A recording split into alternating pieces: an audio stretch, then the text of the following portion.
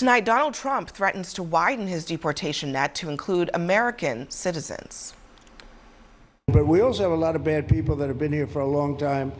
People that whack people over the head with a baseball bat from behind when they're not looking and kill them. People that knife you when you're walking down the street. They're not new to our country. They're old to our country. Many of them were born in our country. I think we ought to get them the hell out of here, too. You want to know the truth. So maybe that'll be the next job that we'll work on together.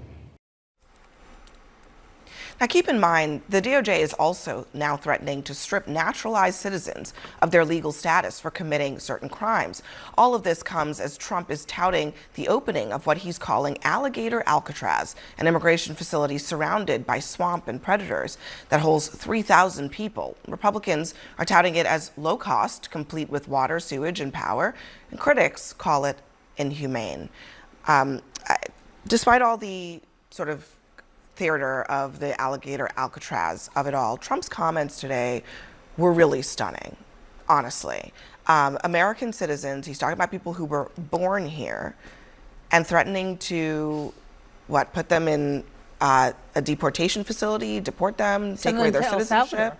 What are we talking about here? I mean, he even talked, I think, when he was with the El Salvadorian president about needing more prisons there for things like this. I mean, it's beyond, if you were to make a list of outrageous things Donald Trump was going to do, I don't think this would even have made it on the list. It is so just crazy. But the thing is that crazy things that Donald Trump says come to fruition. He will just do whatever he thinks. And now that this is in his mind, it's truly frightening that he might actually move forward and try to make a penalty for a crime being deportation for people who were born in this country. Well, it's not being deported and dropped off. I think what he has raised is the idea that we'll house some prisoners in a prison in another country. Now, I have no idea whether this is legal or constitutional. It's not legal or constitutional. And I'm sure that'll be debated out, and if it's not, then it won't happen. But what he is saying is, if you have extremely violent populations that need to be housed in a prison somewhere, what's the difference between housing them in a prison here or there?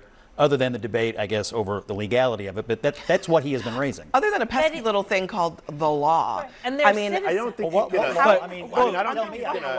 what authority would a president of the United States be able to deport American citizens to the jurisdiction of a foreign country, even for committing crimes? I don't know. Like I said, I don't know what the legality of it is. I don't know if the Department of Justice has issued a memo on it. Just for the purposes of this conversation tonight, what his point was, if you have extremely violent populations that need to be warehoused in a prison, he raised the idea of putting them in a prison. We deal with extremely violent populations just fine. I just think that I don't think you can I don't think you can avoid what Alligator Alcatraz is. I mean, I don't think you can just turn a blind eye to it. I think it's anti-American. I think the fact that you're going to have individuals and populations in there that are stacked on top of each other, many of whom without due process. And let me just also say this before it runs on clips throughout social media, is that I don't think there's going to be any Democrat in this country, including myself or you, Christine, who says that if you have committed a violent crime or any crime whatsoever, you shouldn't be deported. We're not saying that. You should be. However, the fact that Donald Trump this morning said you should learn how to swim sideways. I mean, there are certain things about this country and the virtues of it. And the reason that Donald Trump and others are able to build Alligator Alcatraz is because of the simple fact that you don't give people the benefit of their humanity. I also think that, look, if we want to have a conversation about who belongs where, when, how, and whether or not their citizenship status, and we want to look at everything, I mean, I would look at Donald Trump Jr. I mean, I would look at all of Melania's kids, all of Ivania's kids. I mean, let's just have a full conversation over who belongs here, how do they get here, their citizenship status. Let's just have a full discussion about all of it. Why is that not on the table right now? I mean, the only person here should be Tiffany Trump if we're going to have this discussion. Can I ask you, Pete, to respond to what Bakari said about the humanity of it all? The idea that because you're an undocumented immigrant, we don't know who they're going to put there, we already know that a lot of the people that they're detaining don't have criminal records. Where is the humanity, and what place does it have in this conversation?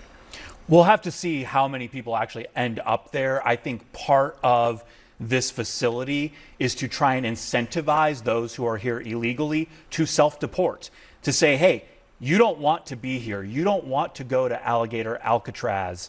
So you should probably just leave the United States of your own accord. The DOJ memo is very interesting, going back to talking about legalities. About denaturalizing We can citizens. denaturalize citizens. That is a law on the books. So the DOJ is looking to prioritize the enforcement of America's existing laws. There was an instance just earlier this year where somebody had their citizenship revoked, I can't even say the word.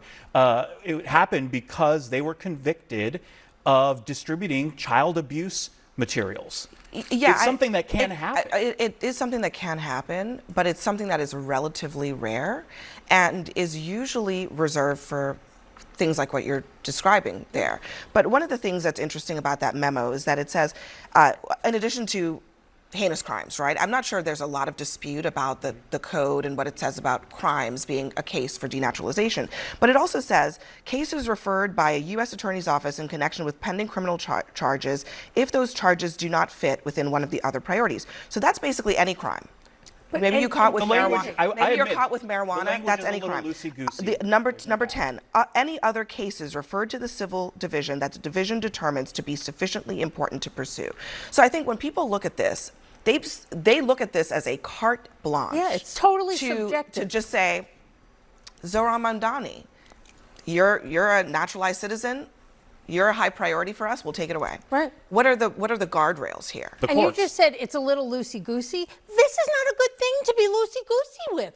Denaturalizing people, sending them to jails in El Salvador. I mean, you cannot, by definition, if there was one thing you wanted to have tightened up, it would be this. And you say the courts, so are people then going to be waiting in El Salvador on their knees bent over while we're waiting for the courts to decide whether that American citizen should have been taken out of this country? I don't know, but I do know this. That's not okay. That you jump to the worst possible conclusion with nearly everything that Donald Trump says or does, including enforcing the laws of this country. He said to the El Salvadorian president, we need more prisons there. I'm just basing on what he said. I mean, there are plenty, according to Trump, of criminals who are here illegally that he can deport. Why does he keep talking about American citizens?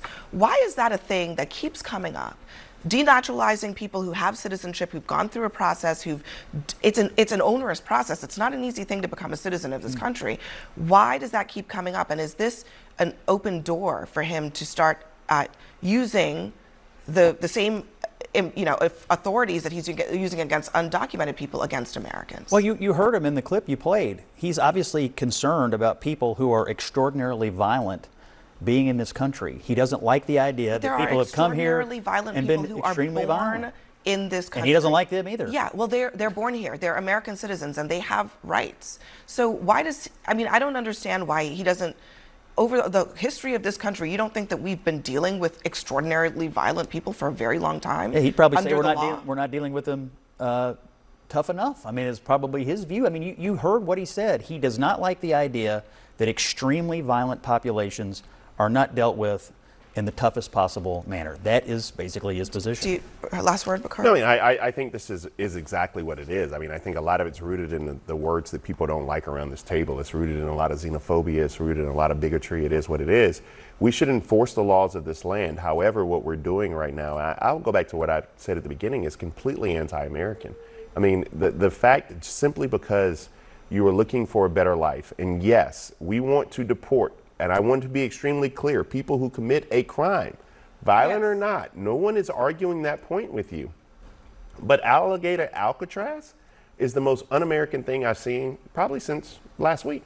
All right, guys, next for us, the president says he would arrest New York City's Democratic mayoral candidate and calls him a communist. We're going to discuss that next.